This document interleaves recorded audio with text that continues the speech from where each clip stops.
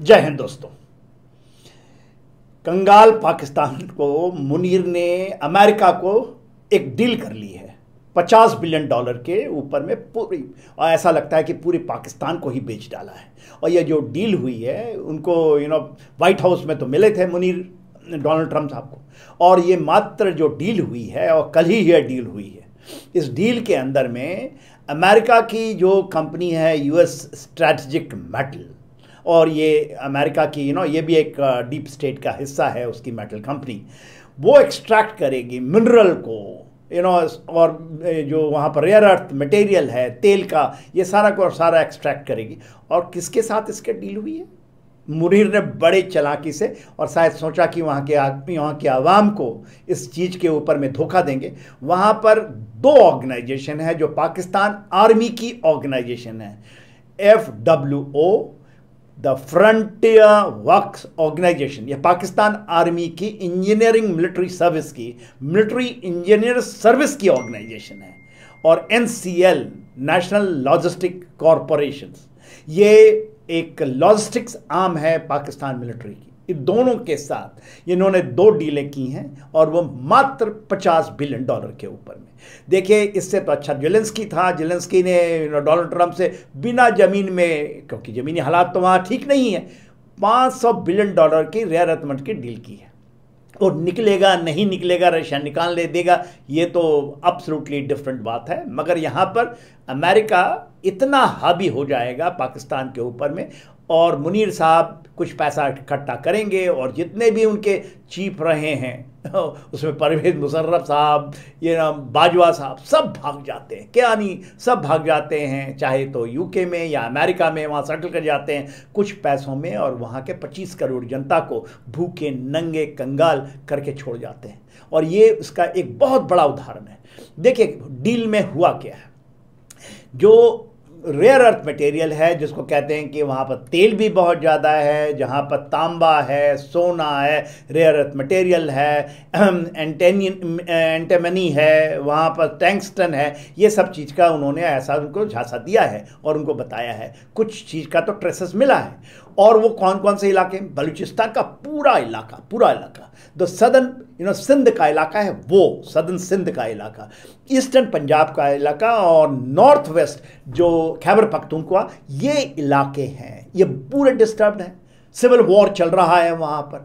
China भी यहाँ पर इन्वॉल्व है। चाइना से तो इन्होंने $60 बिलियन ले करके जो CPEC के बहाने इन चीज़ों को कराया, पूरे पैसे गड़प गए। अब चाइना उनको पैसे देने की ये कहता है कि हम पैसे नहीं दे सकते। सेकंड फेज़ में जो CPEC का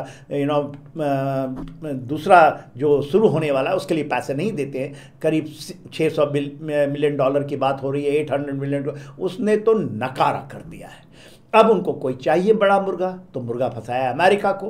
अमेरिका इन जगहों में कूट पड़ता है। जो अमेरिकन सेंट्रल कमांड हैं, जो जनरल कोराला थे, वो इसमें इन्वॉल्व हुए, और फिर डोनाल्ड ट्रंप साहब की कंपनी, वो क्रिप्टो करेंसी आई थी। मगर जो ये डीलिंग की है वो यूएस स्ट्रैटेजिक मेटल ने और पाकिस्तान की आर्मी के FWO और NCL, जिसके बारे में बता चुका हूँ।